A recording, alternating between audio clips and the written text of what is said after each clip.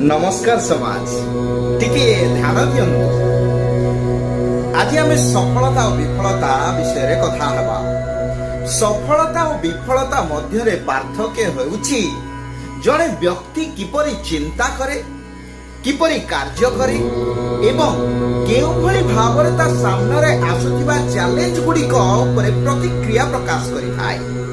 तेणु यह निश्चित जे सफलता दृढ़ता शिक्षा एवं सकारात्मक कार्य आसी थाए और विफलता हार मानिबा भय एवं निष्क्रियतारू निश्चित भाव में आसी थाए।